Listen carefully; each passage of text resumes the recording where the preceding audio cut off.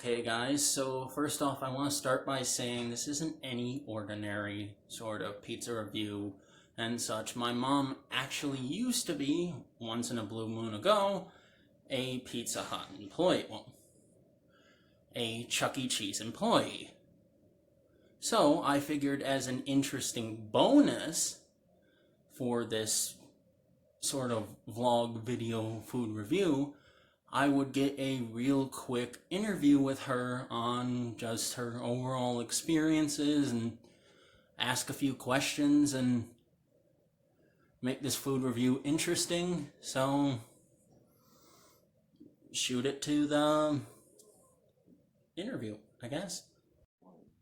Okay, so welcome to the interview portion segment of this video. My mom is a former Chuck E. Cheese employee, like I said, and in a blue moon a long time ago. So I figured I'd get her opinion on past experiences, etc., as well as ask a few questions. And I think one of the ones I want to ask you off the bat, probably like the major question, so to speak, everyone's wondering. There's a long creepypasta Chuck E. Cheese rumor going around that like they would take old pizza slices from other pizzas and Frankenstein them together, the leftovers, into new pizzas and feed them to employees. What are your thoughts on that? They didn't feed them to employees. Pizza wasn't good. They put it back there, and if people were going on their break, they could grab a piece of the pizzas that were on the counter. Well, my mistake. I didn't mean like employees. I meant like customers. No, they never did that to a customer. Never. At least while you were in employment? No, not back in the day. That was about maybe 30, 40 years ago. I worked at Chuck E. Cheese. I'm 60. I was in my 20s when I worked there. All My right. sister was just about 4 or 5 years old. I had to get a job, so I worked multiple hours to pay for the little apartment we had and keep my car running. So I've always used to hear like stories from your past of working from like something about a cheese incident to other things. Do you want to like elaborate on like some of the crazy experiences or so Reddit stories, so to speak? The only thing is that a lot of employees, when they were sick, they'd hire a lot of younger girls for like waitressing and parties.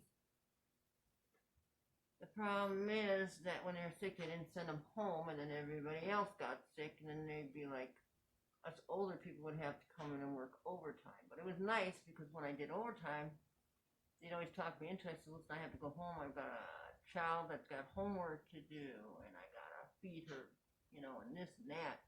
And if I stay, I have to pay a babysitter and blah blah blah. If I put time and a half in, of course they didn't pay you for time and a half back then. So he's like, well, bring her, have your babysitter bring her on over. And I only lived a few blocks from Chuck E. Cheese, and they gave her a couple personal pan pizzas and a soda.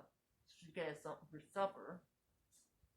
She was fine. 4 pieces of pizza was 20 for her, and gave my dad a little bit bigger of a pizza. You know what I mean, like a small for him. Yeah, like a what would it be, like a 6 or 12 inch? And I called him from the north side to come over to babysit, and around the time it was ready for me to get out of there, they ate supper late, and then he helped her with her homework, and he got free tokens from the manager. She loved that. Boys walked out of there with candy. Free little goodies. Mm-hmm. Yeah. And you got the tickets. She was so happy. But what I meant by crazy experiences was like wacky things that were like out of the ordinary, like one day like a cheese machine or whatever. Like there's something about stuffed crusts. Everything in that place. If they didn't have somebody to grade the cheese, then I did the cheese. I did the salad bar. I did the general store. I flipped benches. I did waitressing. They put you everywhere. Anywhere you were needed, you worked it. Yeah, They no. didn't put a lot of the young ones on the register, though. No, you know what I meant. One time, I believe, a long time ago, you told me about an incident that happened with the stuffed crust machine or something. You want to elaborate on that if you remember? It was a crust machine. They had a bar back then. It was actually where they would serve wine or beer, and the whole floor flooded. I was working back there for 7 hours in sewer water. I ended up with an infection in my feet. My shoes were totally ruined. I was pissed. But they were just really, how can I put it? They didn't seem to give a poop about it, you know? And they're like, well, now I'm the one that's losing hours because I can't even stand on my feet because they were like pitch red from standing in sewer water with shoes that can't take that kind of stuff. When you get people going in the sewers, they've got those boots on, you know? Stand in a regular pair of little loafers and see how your feet are after 7 hours. Oh, yeah, I know. I'd assume it would be pretty rough, wouldn't it? Oh, yeah, and you had to be over 18 to work the bar back then.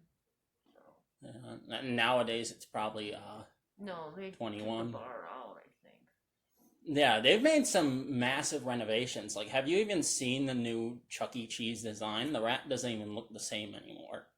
He looks like a teenager with a laid-back hat and whatever. I was the one that chased for a while, but I was the one over on Highway 100. Yeah. Well, I still don't think you get what I was saying by crazy experiences. Pause it.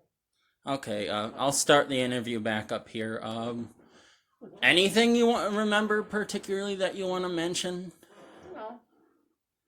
It was a job about minimum wage. That's about it. A little more than minimum wage because I was older. The kids, they paid them, the ones under 18, they didn't even get minimum wage at all. That was kind of baloney. Yeah, but I remember, like, I'm gonna try to remember off the top of my head some of the stories you used to tell me, like, shenanigan-wise. I believe there was one... I remember Mom's getting senile. I don't remember. Yeah, I know, but I remember, if I'm not correct, you once told me something about a cheese machine, or, like, I was talking about a conversation with cheese stuffed pizza. I believe we had a DiGiorno or something in the oven, and you brought up about how they used to hand pack it or something into it. Oh, yeah, they roll it into the pizza. They do that everywhere. Yeah, but a lot of people are like, they'll have a flap, they'll put the cheese there, and then they'll flip it over. You were talking about something more like a sausage injector, so to speak. Yeah, somebody tried to do that, and it was funny because it didn't work. They ended up ruining the whole crust. Oh, so it wasn't like that was a method they used. We weren't supposed to do that. We had a lot of them that didn't know what they were doing. Oh, my mistake was I thought you meant that, like, literally Chuck E. Cheese uniquely used a sausage roller to push the cheese into the crust, because I thought that was a unique crust. They were always experimenting. That's how they came up with the calzone. They were always experimenting, trying to get new items on the menu. Yeah, I think, like, when you look at, like, the earliest history with Chuck E. Cheese, and it's found... That's what it was you're talking about. They tried to roll a sausage in dough and cook it like a calzone. But the sausage was leaking all that gooey stuff, you know, out of it, and it just did not work. They put it in the machine for the pizza, it didn't work. Yeah, but I remember hearing crazy stories like that, and then, like, wasn't there something about arthritis from, like, twisting balloons all day or something? Oh, it's hard to get those ties on there with that stick, especially when you're doing, like, 50, 60 of those darn balloons. Yeah, like, I find that kind of crazy, actually, like, you're... Yeah, you gotta go in the general store in the morning, and you sit there and you tie all these balloons up, and you're floating up there, and you gotta take and tie a stick, you know. Yeah, the balloons on the sticks for the kids, they'll probably just get popped. They would go through at least 100 balloons a day. Yeah, I don't doubt it, because, like, look at how, like, kids can be. Some are fun and lovable, but others, like, they'd run around the joint. I imagine they've probably popped at least 1,000 balloons a month, maybe more. Tickets too, so, and a lot of them were for the birthday parties, you know. Each kid got a balloon, and then the other kids were whining they wanted one. Chuck E. Cheese, like, face ones, those they gave to the birthday party, but then they had just, like, regular balloons with helium in them too. Like the rubber balloons? The other kids could, you know, get a Yeah. One of the most interesting concepts for balloon I think I recently seen, you know those airwalkers? They had two crazy ideas they released. One was an inflatable Chucky that comes up about knee high here, and I believe it's like 12 inches or something. And they also have a crown that you can put on top of your head that holds coins in it now. Where, yeah, an inflatable crown you can put coins in. You hold your tokens in case you need spare tokens. I believe it's actually like a birthday present for the birthday child, actually. Yeah, they always got more tokens. They give the birthday child like 30-some tokens. Yeah, now they give the birthday children like crowns made of tokens. But then there's the Airwalker balloons. They've done a lot of stuff from their new designs to their old designs, and even to this day, like one of the interesting things I think. Chuck E. Cheese has always been cool. Oh yeah, like you go on eBay right now, and I guarantee somebody's either after a vintage party supply, a vintage souvenir that's Chucky based themed, or some like one of the most common things that people are trying to get after, given that like I don't know if you've known, but Chuck E. Cheese has kind of gone down in business a little bit, so to speak, and a lot of them have had closings, and in the process of those closings, a lot of the animatronics have been abandoned. There's a story of a guy in like the desert. He found in like Chuck E. Cheese animatronic in like a crippled state, just sitting in a landfill in the middle of nowhere. Oh, those things are creepy. Yeah, They were so creepy. like, but people be paying like $1,000 a pop for one of those nowadays. Be in that place when it's real dark and stuff. Dude, why do you think Five Nights at Freddy's was created? Which was basically a literal video. Creepy. Yes. Somebody looked at the animatronics in the middle of the night. It's like, God, this would make a great horror game. Like, what if they just came up and they just chomped your face and ripped you to shreds? And they look like they could too, especially when you're alone with them. oh my God, like no wonder why it's a popular franchise as it is. Up on the stage and these things are huge, and you're like, oh my God, that thing was to come at me. No, like I think the thing about Five Nights at Freddy's I like is they have the idealization that these animatronics have metal skeletons in them that are harder than titanium or steel.